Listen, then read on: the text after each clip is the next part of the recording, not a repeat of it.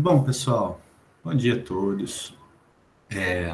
Dando continuidade aos seminários do Malmod, nosso laboratório, eu fui encarregado essa semana de fazer uma apresentação para vocês. Eu já tinha, combinado, prometido, não é nem combinado, prometido anteriormente, um seminário sobre dinâmica, modelos dinâmicos e respostas não lineares. Mas acabou que com essa inversão, eu tive que, e também com essa seleção que eu fiz dos alunos bolsistas para a bolsa e essa entrada de alunos voluntários, eu acabei dando um passo para trás. Eu vou falar de modelagem, não de modelos dinâmicos, mas eu vou falar muito de termodinâmica, tá? Não tem jeito, eu sempre estou falando de termodinâmica, quem me conhece sabe. E o título da minha apresentação é Modelagem e Termodinâmica Estatística, da molécula aos processos industriais. Tá? Quando eu pensei nesse título, eu fui bem ambicioso, até diria presunçoso, presunçoso, né? E depois que eu fui pensar no tempo que eu tinha para fazer todo esse caminho. Então, eu vou dar uma passada em alguns conceitos para a gente entender como a gente pode sair de uma molécula e chegar a um modelo que pode ser aplicado a processos industriais. A parte mais detalhada de processos industriais eu acabei não colocando porque não daria tempo, tá? E eu vou começar essa apresentação, assim que o slide querer passar, pronto. E eu vou mostrar para vocês, vou falar primeiro da modelagem, do método científico, vou falar de termodinâmica estatística, de moléculas no meio, para depois falar de modelos termodinâmicos para fases fluidas, aplicações do modelo, que eu desenvolvi no meu doutorado, que é a SIGMA-MTC, finalizar. Isso aqui está errado, seria só uma que eu acabei esquecendo de cortar, tá? Mas seria finalizando com as considerações finais e as referências bibliográficas. Bom, e eu começo falando de problema científico, do método científico, né? E a comparação do que é a observação e a modelagem de um fenômeno. Tá?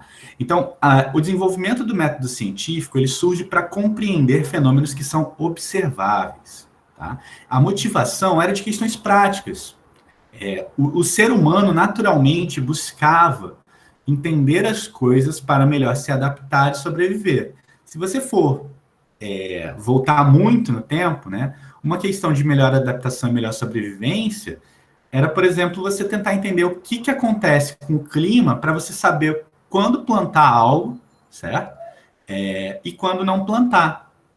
Porque os recursos eram escassos e, entendendo isso, você poderia reduzir essas perdas, tá? Então, o ser humano ele tende a ter, naturalmente, essa questão de observação para entendimento e adaptação, tá? E o problema científico ele pode ser separado em 3 elementos fundamentais. Um é o problema motivador. Nesse exemplo que eu falei da chuva, né, da plantação e da chuva, o problema é justamente entender o funcionamento da chuva para não perder alimentos. Tá? Isso gera a necessidade de compreender um fenômeno, certo? E esse fenômeno é algo que você consegue observar e, a partir disso, fazer previsões, certo? Então, para resolver um problema de forma adequada, é necessário entender o fenômeno, as causas e as consequências. Isso nada mais é do que a modelagem do fenômeno. Entendendo o que é relevante ao fenômeno, a gente pode entrar no desenvolvimento do modelo. Mas que diabos é isso? O que é um modelo? Bom, um modelo é uma estrutura que tenta descrever de forma aproximada a realidade baseada em algum conjunto de observações. Tá? O modelo estabelece o vínculo entre as variáveis, que a gente pode entender como as causas e as consequências, tá? E permite explicar eventos passados e prever comportamento futuro. Se um observador é capaz de fazer algum tipo de previsão sobre o resultado que ele ainda vai observar, ele dispõe de um modelo, certo? O modelo em si, ele não é apenas... a gente não pode se limitar a entender o modelo como algo só das ciências exatas, tá? O modelo é uma tentativa de explicar alguma realidade observada, baseada em observações disponíveis e num conjunto de hipóteses admitidas pelo pesquisador. O que eu quero enfatizar aqui é esse conjunto de hipóteses admitidas, tá? Por quê? A gente sempre quer buscar, dentro da área de modelagem, um modelo melhor possível, mas buscar um modelo perfeito é uma utopia, é algo que a gente nunca vai conseguir. Os nossos modelos, eles estão limitados à observação que é realizada, às medições e tudo mais. Além disso, ele é limitado às hipóteses que a gente admite na construção desse modelo. Nós somos reféns da precisão da observação e de quão limitadoras são as hipóteses. Não existe um modelo perfeito. Até vou pegar essa frase de um grande estatístico que foi Box, de George Box, tá? Que é assim, essencialmente todos os modelos estão errados, mas alguns são úteis. Então, entender a natureza, né? Qual é a aproximação que você está fazendo, sempre tem que estar na mente do cientista, tá? Então, não existe modelo perfeito. Então, como buscar um modelo que seja adequado? Bom, aqui eu vou falar do processo de modelagem matemática. E para modelar é preciso utilizar hipóteses simplificadoras, que a gente sabe que são falsas. Um grande exemplo é pegar aqueles problemas que a gente vê na física. As partículas têm massas. O físico sabe disso. Só que tem certos modelos em que você pode desprezar a massa para obter uma boa representação de fenômenos. Essa é uma hipótese que é falsa, né? A massa não é necessariamente desprezível, a massa não é zero. Só que ela pode, né, a partir dessa hipótese simplificadora, você consegue fazer boas previsões, né, do fenômeno, tanto do que já aconteceu ou coisas que vão acontecer. Levar em consideração tudo que afeta o fenômeno é impossível. Isso como eu falei, uma utopia. Primeiro que a gente não consegue observar tudo. E segundo, que se a gente for levar tudo em consideração, o modelo pode ser impraticável. A gente pode não conseguir representar, né, aquela realidade que a gente está observando. Então, simplificar é preciso. Mas não simplificar completamente. É uma batalha. Eu vou simplificar. O quanto eu vou simplificar para respeitar boas previsões dentro do detalhamento exigido. Tá? Essa introdução mais filosófica é para a gente chegar na modelagem matemática de ciências exatas. Tá? A modelagem matemática, como eu falei, na verdade, a modelagem é extremamente ampla e ela não se limita a ciências exatas apenas. Tá? Você tem modelos de comportamento para ciências sociais e por aí vai. Dentro das ciências exatas, mais precisamente da química, da física, da engenharia, a gente pode pensar em modelar desde escalas atômicas até escalas globais. Cada uma delas vai ter algumas hipóteses simplificadoras que se tornam irrelevantes numa escala, né? Em outra escala, elas são importantes. Tá? Então, por exemplo, considerar a função de onda, tá? De uma molécula, né? de um sistema como um todo. Quando você está tentando descrever uma planta química industrial, ou ainda quando você está tentando descrever a distribuição dos seus produtos que você obtém numa indústria, né? A logística de distribuição não faz sentido. É uma hipótese assim. Você não tem que ir lá para a equação de Schrödinger para chegar nisso, não necessariamente. Tá? É um exagero. Ao mesmo tempo, você não pode considerar em escala atômica, né, os seus átomos e moléculas como um conjunto de bolinhas, digamos assim. Então, cada escala tem as suas hipóteses que se tornam relevantes e as que se tornam irrelevantes. Tá? Em termodinâmica e áreas correlatas, a gente pode lidar com múltiplas escalas em um mesmo problema. E essa apresentação, ela visa falar disso, porque a gente quer partir da molécula e chegar num modelo termodinâmico que pode ser aplicado num processo. Quanto menor a escala de tamanho considerada, mais sofisticado tende a ser o modelo. Ao mesmo tempo, mais complexo matematicamente, o que pode tornar a aplicação inviável. Tá? E é aquilo, você tem que ter em mente que a modelagem ela visa a descrição de um fenômeno observável.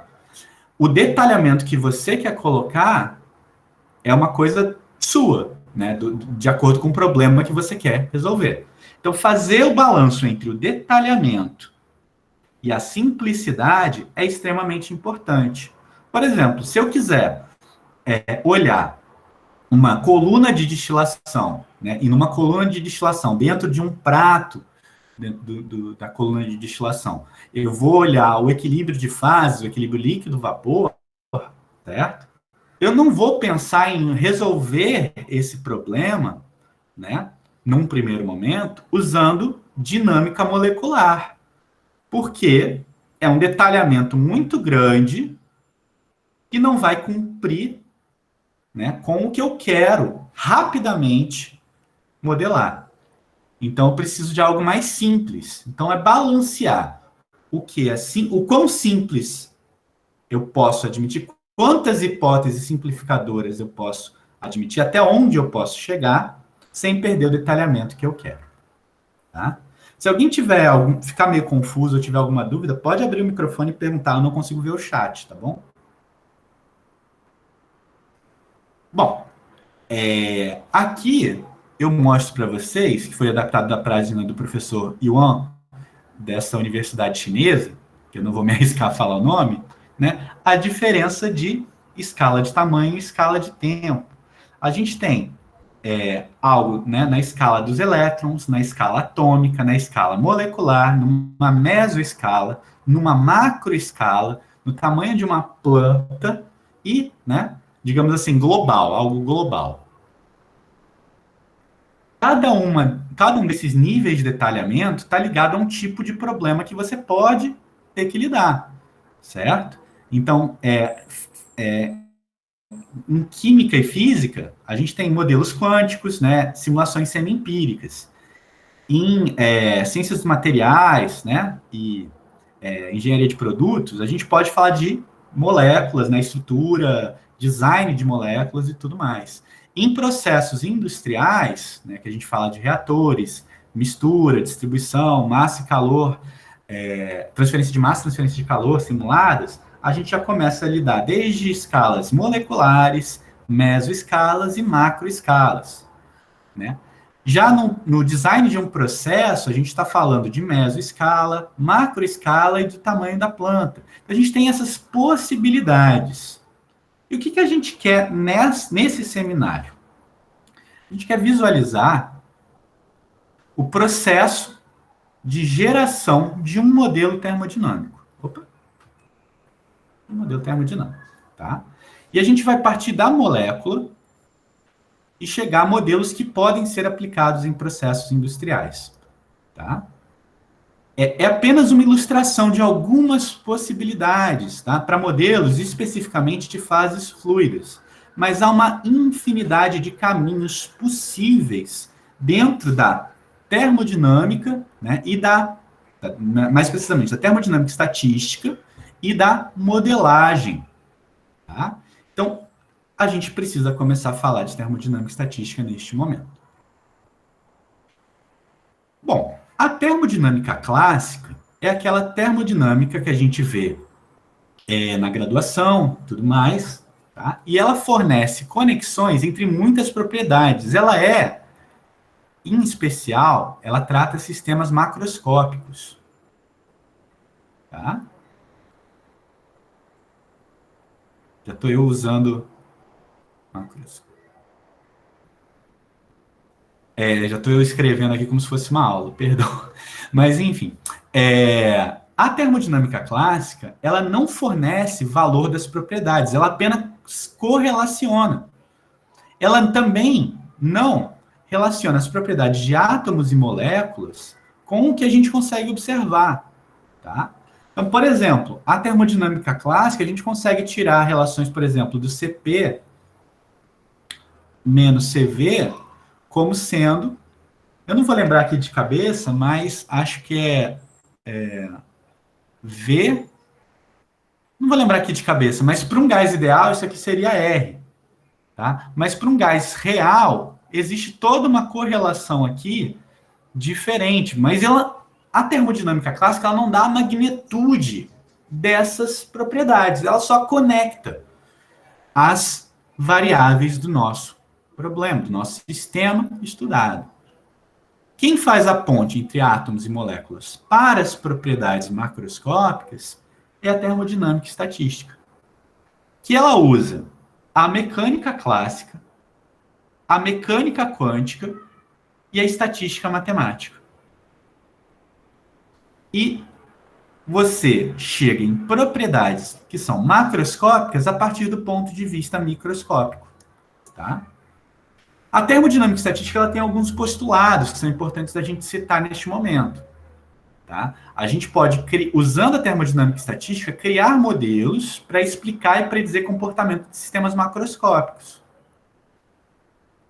Os dois postulados principais que a gente pode colocar aqui de forma bem simplificada é que, a média temporal é igual à média instantânea, né, de um grande conjunto de sistemas representativos.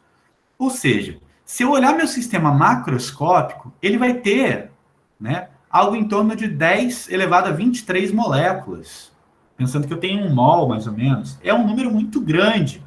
E você estudar cada uma dessas moléculas nesse sistema levaria um tempo infinitamente grande, maior do que a idade do universo. Tá? Mas o que você vai pensar? Bom, o que você vai aceitar como postulado? A gente está falando de sistemas em equilíbrio. Então, a média temporal desse sistema com grandes moléculas, né, com grande número de moléculas, melhor dizendo, é igual a uma média instantânea de um grande conjunto de sistemas representativos. Esses sistemas representativos são uma coleção infinitamente grande de possíveis microestados do sistema real, que a gente chama de ensembles, dentro da termodinâmica estatística. Ensemble significa literalmente conjunto. Tá? Então, aqui, a média temporal é igual à média instantânea desse conjunto de sistemas representativos. Tá? Então, o nosso sistema macroscópico ele pode ser representado, suas propriedades podem ser representadas através da média das propriedades desse grande conjunto de sistemas representativos. Tá? Grande conjunto no sentido de grande número de sistemas representativos. Próximo postulado. Dado um sistema isolado que está em equilíbrio, tá? Se o sistema está isolado, a energia dele está constante. Então, o sistema tem a mesma probabilidade de estar em qualquer um dos seus microestados acessíveis. Tá? A partir desses dois postulados, a gente consegue fazer a ponte entre o microscópico, né, o molecular, e o macroscópico. E o que a gente precisa, na verdade, é falar desses ensembles e, mais ainda, saber contabilizar o número de estados possíveis dentro de um ensemble. E o que faz isso é a chamada função de partição. Tá? Bom, Dentro da termodinâmica estatística, a gente tem a chamada função de partição canônica, né, que representa a função, né, os microestados de um sistema que está fechado. Né? Um sistema que está com N, V e T fixos. Tá? Esse ensemble é um ensemble canônico. A função de partição Q, que é a função de partição canônica, ela dá as possibilidades, né, a quantidade de estados que vão ter aquele N, aquele V e aquele T fixos. E é dado por essa expressão aqui, onde a gente faz um somatório de todos os microestados possíveis, né, os fatores de Boltzmann, melhor dizendo, né, de todos os microestados possíveis, cada um com sua energia aqui, certo? Então aqui temos um fator de Boltzmann que é extremamente importante para a termodinâmica.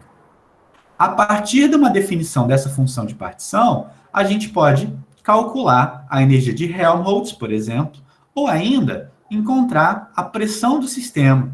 Então, a energia de Helmholtz vai ser menos a constante de Boltzmann vezes a temperatura vezes o Ln dessa função de partição, e a pressão do sistema vai ser dada por Kt, né, a constante de Boltzmann vezes a temperatura, vezes a derivada do Ln dessa função em relação ao volume, mantendo T e N fixos. Tá? Então, aqui, a gente está tentando entender as ferramentas agora. Tá?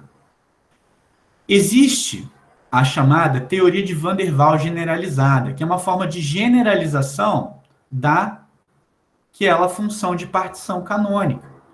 Né? Em 85, o professor Sandler, com quem eu tive a oportunidade de trabalhar, não em 85, que eu nem era nascido, mas tive a oportunidade de trabalhar em 2015, né? Ele publicou um trabalho mostrando que a função de partição canônica ela poderia ser descrita por essa expressão aqui. Essa primeira parcela aqui, N fatorial, seria justamente o número de moléculas, tá? Que a gente tem, fatorial. Então, N é um número muito grande. Então, isso aqui dá para ver que isso aqui, como N é um número muito grande, a gente vai ter isso aqui elevado a algo tendendo a infinito, certo? E esse N fatorial também tendendo a infinito. A gente não consegue computar claramente, né, o número de estados, mas a gente tenta usar a matemática, né, a mecânica estatística para tentar entender essas coisas. O que eu vou destacar dessa expressão? Esse Qzinho, que são as funções de partição individual das moléculas, né, que representam aqui o termo rotacional, o termo vibracional e o termo eletrônico. Essas contribuições são função da temperatura do teu sistema. A gente tem VF aqui, que é o volume livre, ou seja, qual é o espaço que não está ocupado pelas moléculas do nosso sistema, tá? Esse lambda maiúsculo aqui é chamado de comprimento de de Broglie, tá? Eu não coloquei a fórmula dele aqui. E aqui a gente ainda tem uma exponencial desse fator φ, e esse fator ele está ligado a uma energia de interação, tá? Que está relacionada com aquela energia que a gente tinha mencionado. Essa energia é função tanto do número de mols, do número de moléculas, volume, e desse Qc, que na verdade seria o inverso da temperatura. Tá? Se a gente souber descrever o termo atrativo e o termo do volume livre, a gente pode chegar num modelo termodinâmico. Vou dar um exemplo muito, muito, muito simples. Vou pensar no gás ideal. No gás ideal, o volume livre ele é igual ao volume do sistema, porque no gás ideal as moléculas não ocupam. Elas ocupam volume no espaço, mas elas não têm volume. Então, o volume livre vai ser o próprio volume do sistema, tá? E a energia de interação é zero. As moléculas não interagem, certo? Então, todo esse termo que está aqui, nessa exponencial, ele vai ser unitário, certo? E aí, vou voltar um slide, para a gente descrever aqui, ó, a gente precisa da derivada do Ln de Q sobre, em relação ao volume. Então, ó, a pressão ela vai ser kT vezes a derivada do ln de Q em relação ao volume, mantendo T e N constantes. Se eu pegar aqui e tirar o ln, a gente vai perceber que o ln poderá ser trocado, né? Deixa eu abrir uma paginazinha aqui. Voltar aqui. O ln de Q, então, ele vai ser N vezes o ln daquele termo que está em colchetes, que eu não vou escrever ele todo, mas esse termo é só função da temperatura, tá? Mais N ln do volume livre menos N ln do comprimento de de Broglie ao cubo, tá? Eu já considerei essa parcela igual a 1. Quando eu tirar a derivada do ln de Q em relação ao volume, essa primeira parcela vai sumir. A segunda parcela vai dar N sobre V. E a terceira também vai sumir, porque o comprimento de de Broglie não é função do volume, tá? E com isso a pressão vai ser KT vezes N sobre V. Só que se eu estou falando em número de moléculas, eu posso transformar isso, né, como número de mols vezes o número de Avogadro. Então, o nosso N ele vai ser igual a isso. E a gente vai ter, então, a expressão de P é igual a K, a constante de Boltzmann, vezes o número de Avogadro, vezes a temperatura, vezes o número de mols, sobre o volume. E esse produto da constante de Boltzmann, vezes o número de Avogadro, ele é a constante universal dos gases. Então, reparem, eu cheguei a partir da teoria de Van der Waals generalizada no modelo. A partir do momento que eu consigo descrever essa energia, esse volume, eu consigo chegar numa equação. Tá? Mas como que a gente pode fazer isso? Tá? Para casos que não sejam, né, não sejam propriamente do gás ideal. Como é que a gente pode chegar em termos diferentes? Bom, a gente precisa olhar as moléculas e seu meio. O primeiro caso que a gente pode ter é de uma molécula isolada, que é uma representação extremamente simplificada. Uma molécula isolada, ela não consiste num sistema termodinâmico. Um sistema termodinâmico precisa ter muitas moléculas, tá? A partir desse sistema, a gente pode tirar várias propriedades estruturais, eletrônicas, magnéticas, tá? Mas, num primeiro momento, a gente não chega propriamente no modelo termodinâmico, tá? A gente pode inserir várias moléculas completamente isoladas uma da outra e cada uma, né, no seu próprio vácuo, né, a uma distância tão grande que uma não sinta a outra, e aí a gente vai ter um sistema que estivesse isolado, né, tendo um comportamento de gás ideal a 0 Kelvin. Tá? A partir desses cálculos todos, aí já com várias moléculas, a gente pode tirar propriedades termodinâmicas e estender essas propriedades que são calculadas nesse mundo abstrato para o mundo microscópico. Mas, olha a hipótese que a gente colocou, que as moléculas estão isoladas. É uma hipótese simplificadora muito, muito forte. Tá?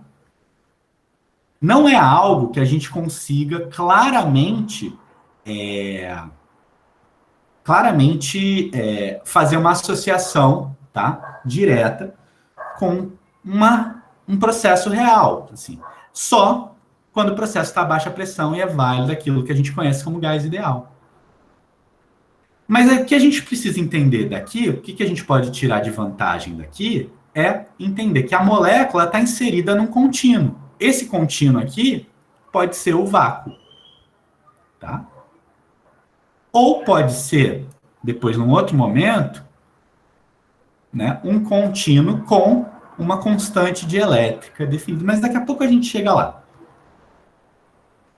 Essa primeira representação seria de uma molécula numa fase gás, mais ainda, numa fase gás ideal. Se a gente fosse pensar em moléculas que estão em fase sólida, o comportamento é bem diferente do caso anterior. As moléculas e átomos, eles estão próximos e apresentam baixa mobilidade. Aqui está o exemplo de uma rede cristalina de NaCl, tá? E ainda assim, a fase sólida ela pode apresentar rede cristalina ou ser um sólido amorfo. Eu não vou entrar em muitos detalhes aqui da fase sólida, mas eu queria só falar um pouquinho da rede cristalina. Existe todo um campo da mecânica estatística que estuda fases condensadas. Aqui a gente quer falar mais de fases fluidas. Mas essa rede cristalina é algo interessante para a gente, né? Se a gente tem uma estrutura aqui, que a gente possa colocar moléculas ou átomos em posições, né, numa rede, tá? Vamos ter isso em mente que eu vou voltar a isso daqui a pouco. O que eu falei? A gente quer descrever fases fluidas, né? O objetivo aqui desse seminário era mais para fase fluida, que é o comportamento que está no meio do caminho do sistema que está completamente isolado, do sistema que está em uma rede cristalina. Tá?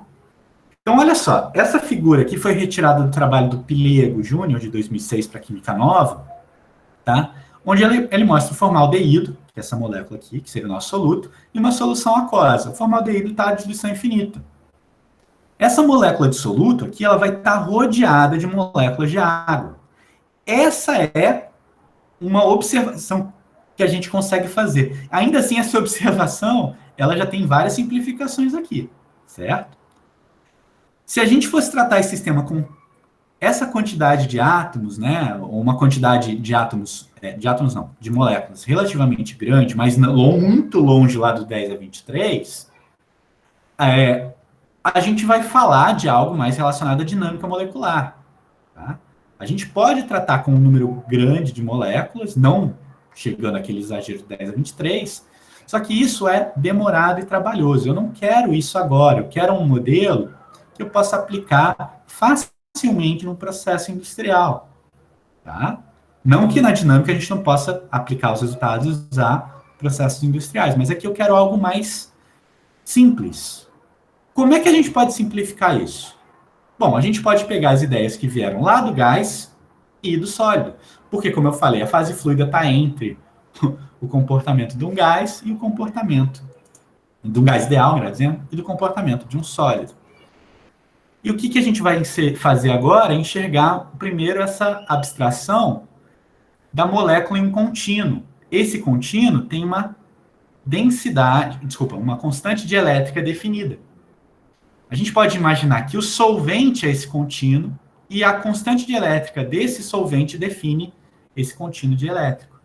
Então, a gente pode inserir um soluto, né, formar uma cavidade, inserir um soluto nesse contínuo e calcular as propriedades a partir daqui.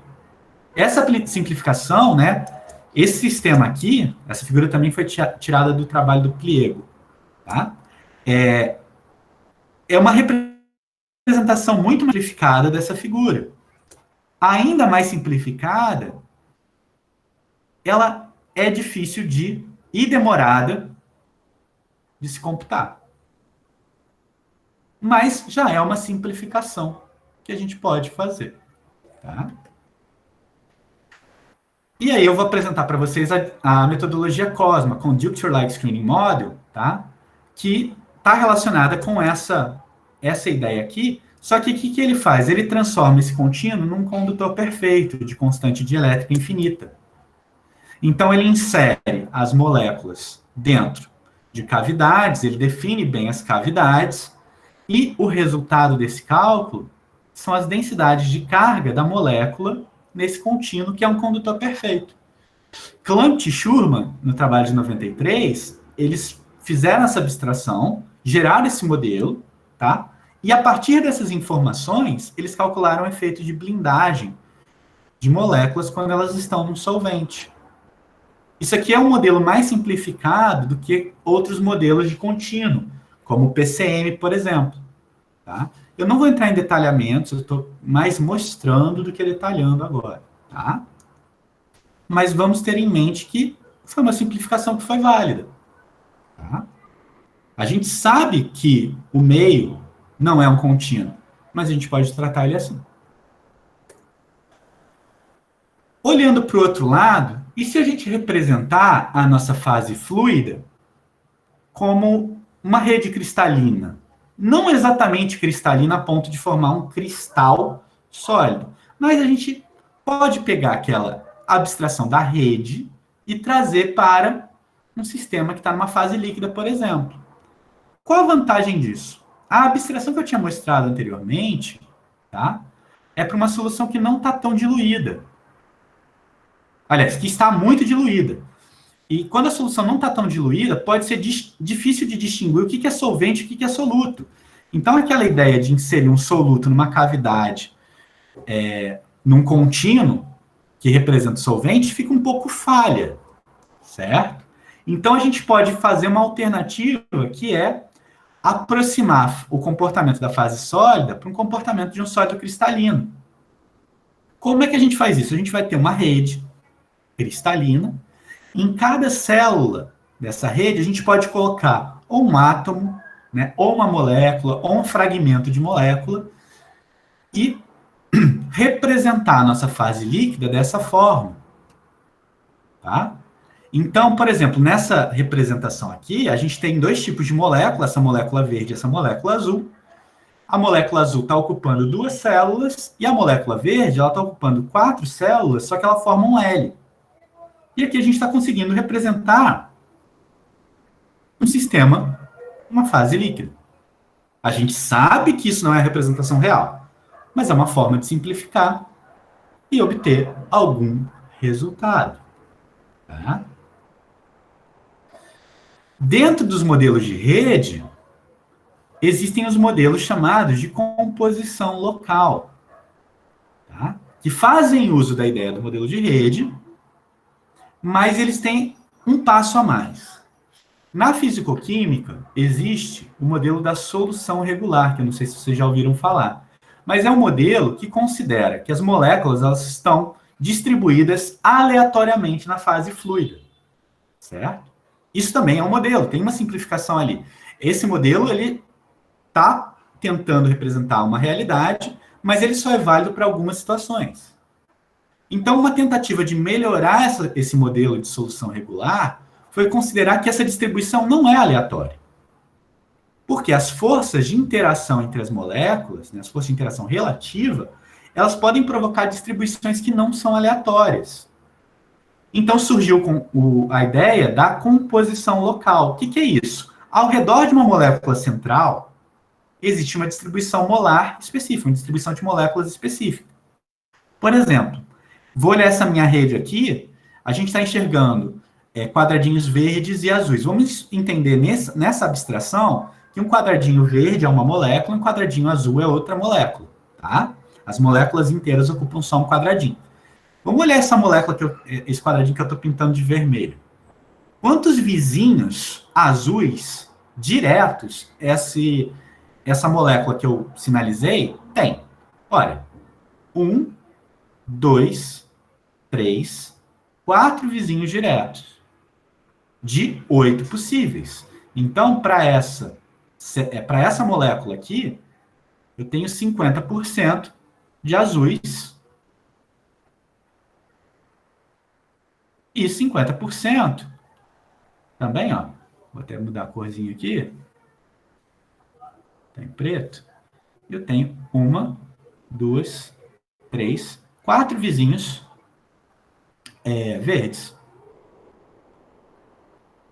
Se eu olhar uma molécula azul aqui, essa aqui, por exemplo, ela vai ter 1, 2, 3 vizinhos azuis e 5 vizinhos verdes. Então, ao redor de uma molécula, numa célula, eu vou ter uma composição local. E eu consigo correlacionar essas composições locais à composição da minha fase fluida como um todo, através da termodinâmica estatística e de algumas teorias que tem por lá, como a teoria dos N-fluidos. Tá? Existe uma grande família de modelos que consideram essas abstrações, essas hipóteses simplificadoras, como o NRTL, que significa Non-Random Two Liquids, o modelo UNIQUAC e o modelo UNIFAC. Todos eles calculam, né, um coeficiente de atividade, que nada mais é do que uma forma de se medir o desvio do comportamento real em relação ao de uma solução ideal.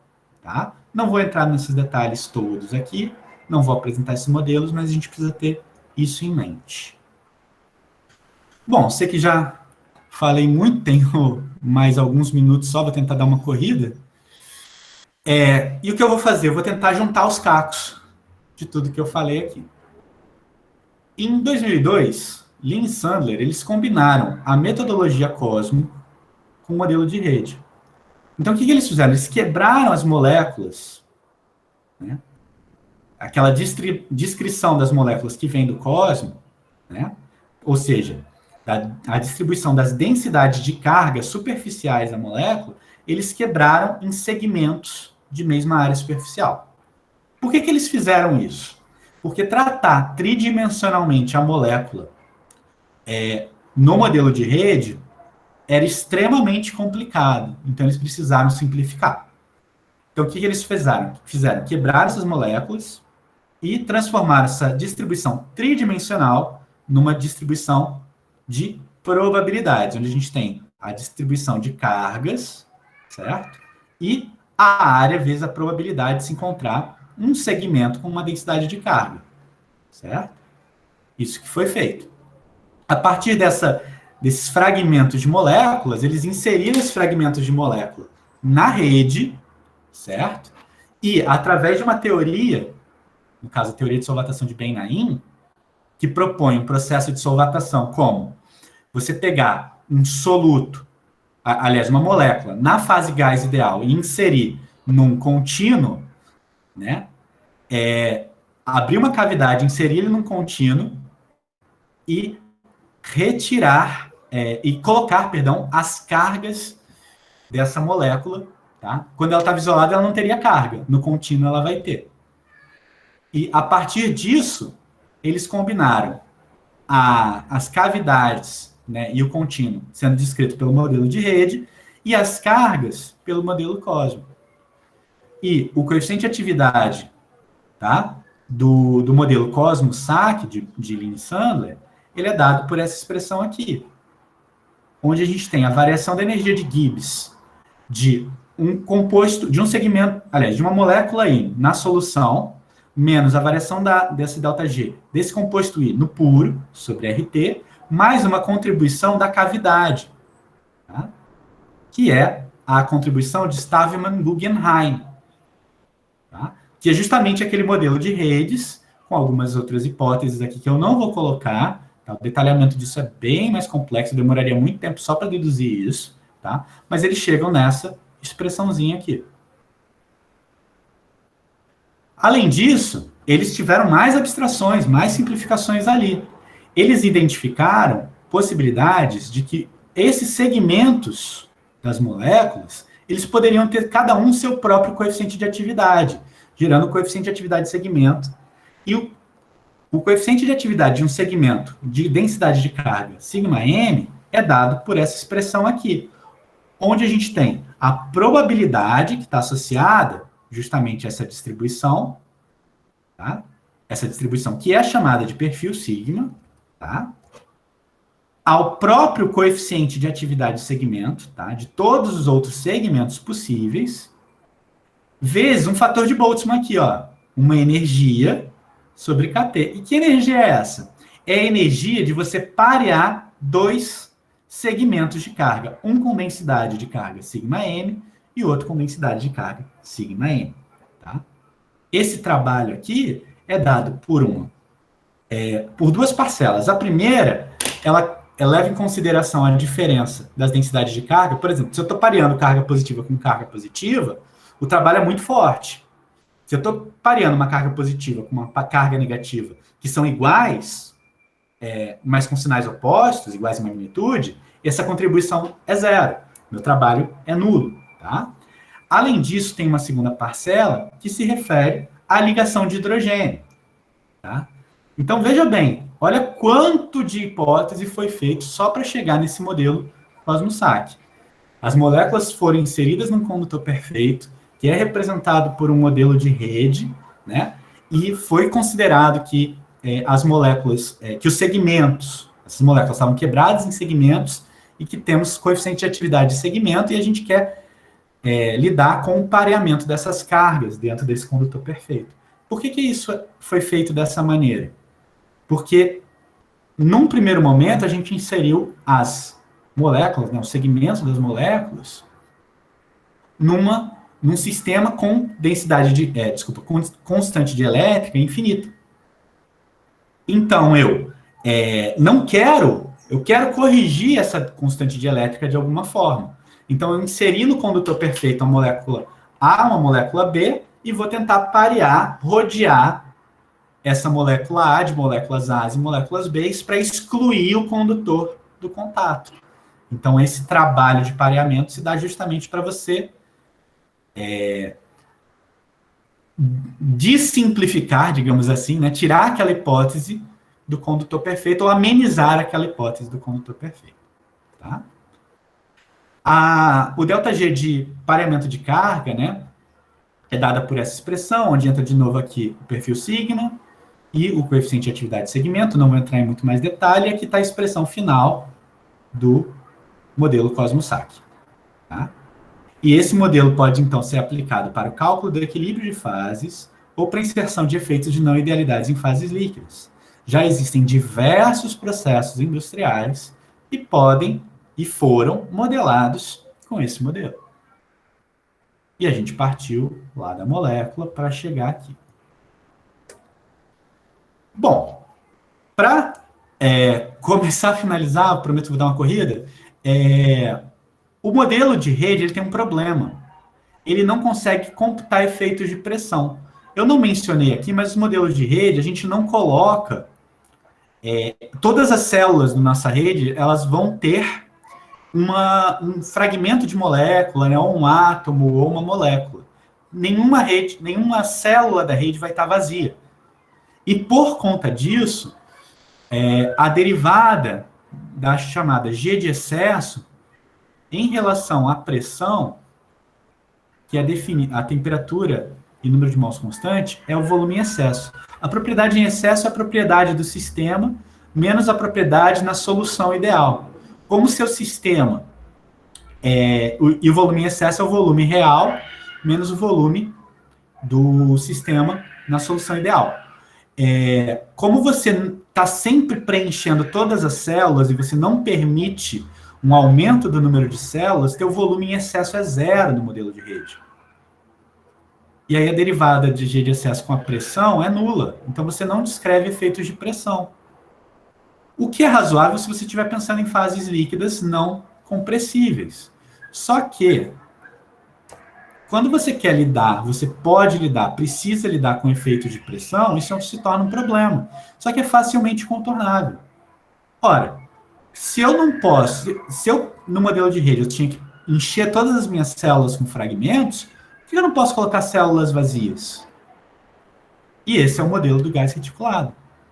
Então, eu peguei uma hipótese já que era simplificadora, um modelo simplificado, incluí uma nova hipótese para tentar aumentar a complexidade e cheguei num novo modelo, o modelo do gás reticulado.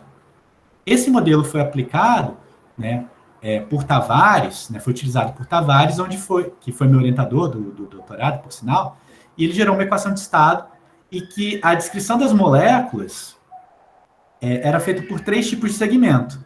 Um segmento apolar, um tipo de segmento apolar, um segmento de doador de ligação de hidrogênio e um receptor de ligação de hidrogênio.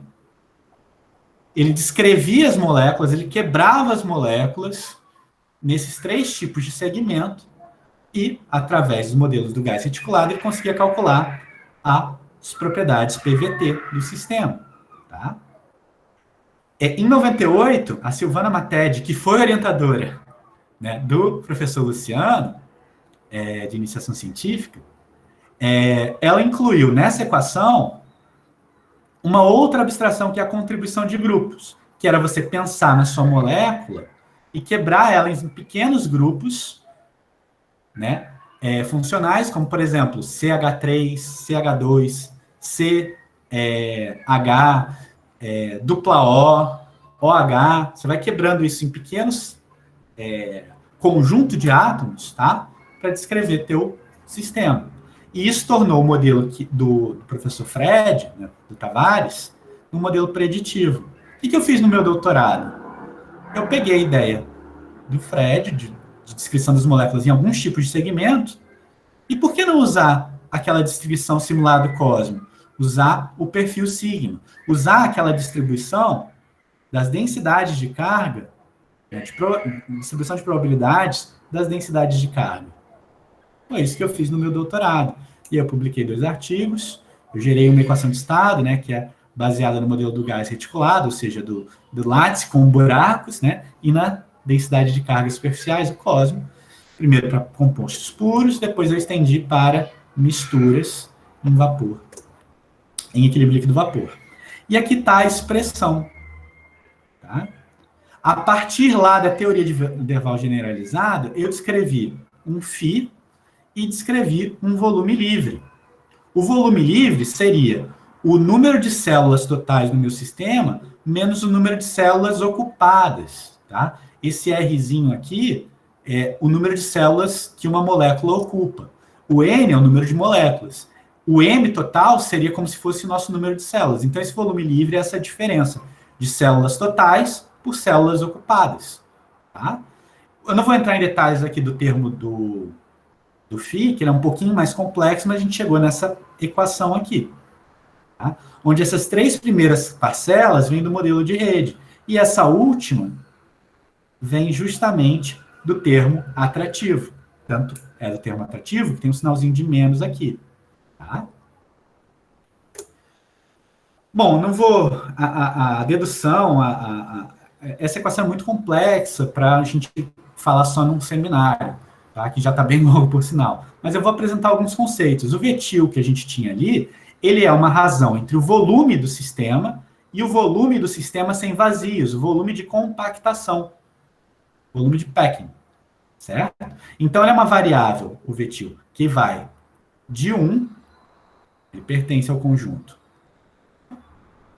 de 1 até infinito. Tá? O volume de célula é o V asterisco. Cada célulazinha tem um volume. Tá? O L seria um fator de não linearidade das moléculas, ou seja, você vai inserindo as suas moléculas, seus segmentos, numa rede, e se você tem uma ramificação, o L é o que computa essa ramificação.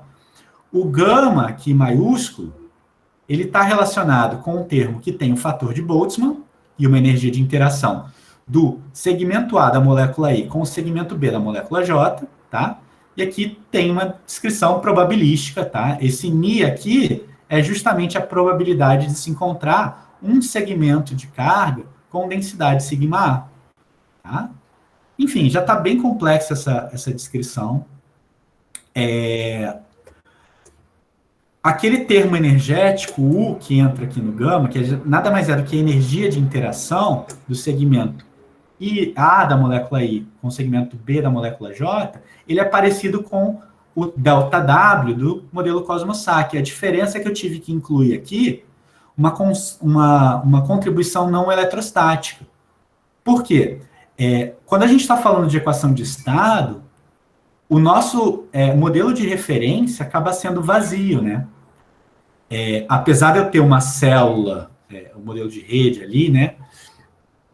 Na abstração que a gente tem, né, o volume reduzido, o vetil, ele vai para infinito, ou seja, o sistema parte do gás ideal e você vai diminuindo o volume até chegar no volume que você precisa. E dessas moléculas lá, na rede, quando a rede está toda... Aliás, um segmento preenchendo... Um segmento inserido numa rede que está vazia, que está todo vazio, deveria ter uma contribuição não eletrostática, justamente você diferenciar uma célula preenchida para uma célula não preenchida. Essa informação aqui, essa constante não eletrostática, né, ela vem de uma combinação entre as constantes não eletrostáticas dos compostos puros e a gente colocou como uma função também da temperatura, tá?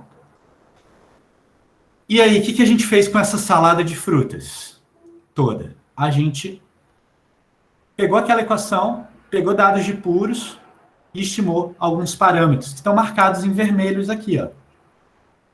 Tá? Os parâmetros não eletrostáticos, volume de célula e o volume de compactação.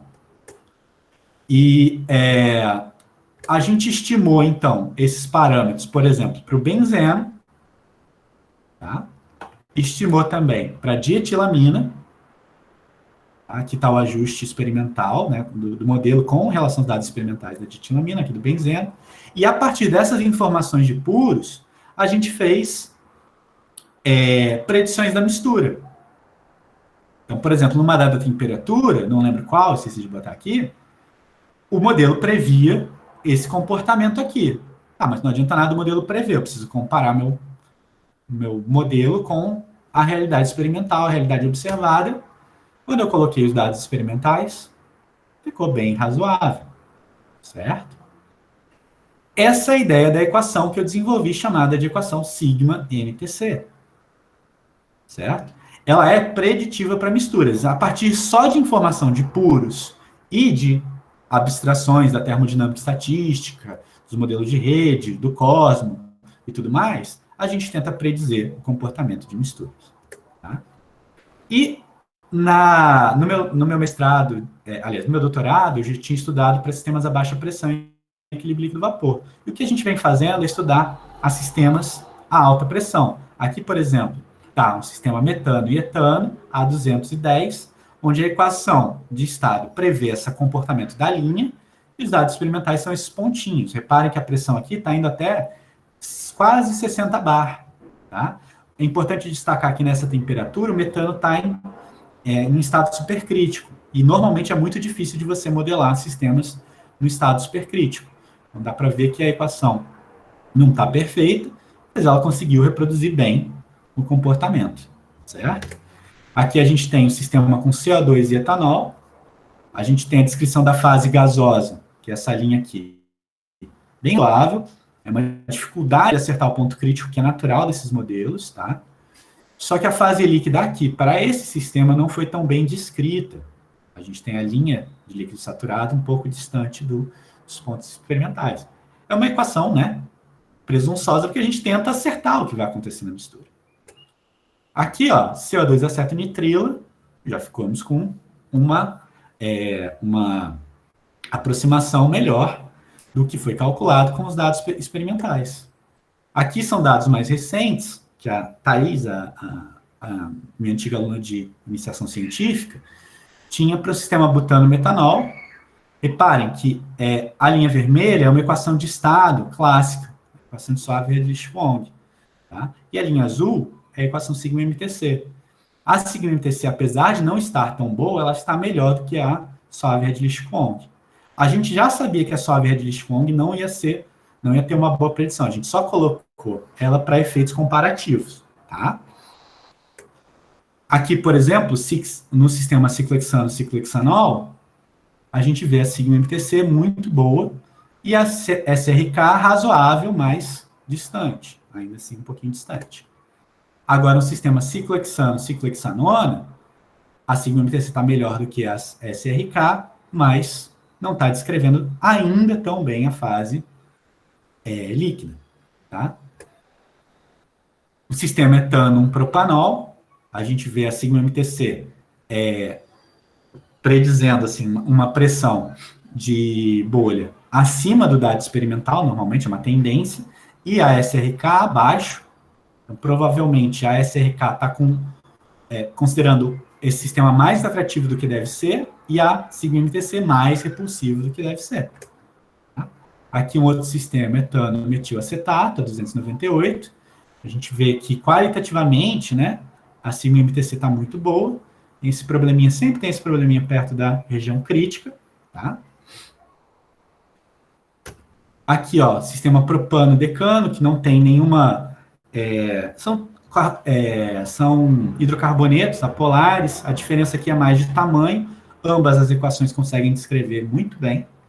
Tá? E é isso.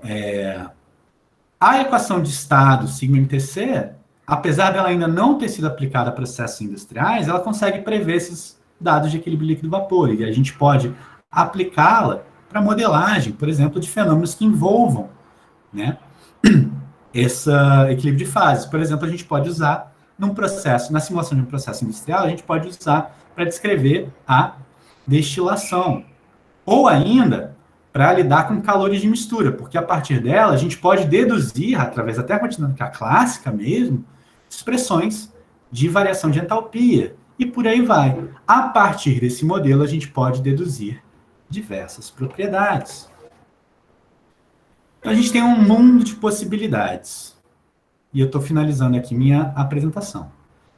Eu sei que ela ficou longa, quis falar de muita coisa, foi meio presunçoso para o tempo que a gente tinha, mas enfim, o método científico é a chave para a resolução de problemas e aprendizado científico. E a partir do método científico, a gente correlaciona o que a gente observa, entende as causas e efeitos e chega num modelo que pode ser usado para predizer. A não existência de modelos perfeitos, a gente já falou, os modelos não dá para você chegar no modelo perfeito. É impossível. Mas já que não dá, a área de modelagem é uma área sempre atual. A gente vem discutindo no MOMOD a respeito do uso de inteligência computacional, né, inteligência artificial e aprendizado de máquina, que não deixam de ser estratégias de modelagem. Tá? Tem todas as outras hipóteses ali dentro. Gerar um modelo é um processo de modelagem. A gente tem a liberdade de escolher as abstrações adequadas, obviamente, e isso permite uma infinidade de possibilidades. Eu mostrei algumas só, né, de possibilidades de representação. Tinha muito detalhe escondido ali. Tá? E a gente consegue representar esses fenômenos como um todo, com o nível de detalhamento que a gente quer. As informações mais microscópicas, né, moleculares, atômicas, elas podem ser incorporadas nesses modelos através de termodinâmica e estatística para gerar esses modelos que são preditivos, que podem ser aplicados, por exemplo, em processos industriais, seja no planejamento, faltou um J aqui, simulação e controle de processos. Aqui estão as referências bibliográficas. E para encerrar, eu queria mostrar para vocês uma figurinha aqui, que é da minha época do meu doutorado. A princípio, vocês podem pensar que a gente está jogando sinuca, mas, na verdade, isso era dentro da nossa abstração, um experimento de termodinâmica e estatística. Bom, pessoal, era isso.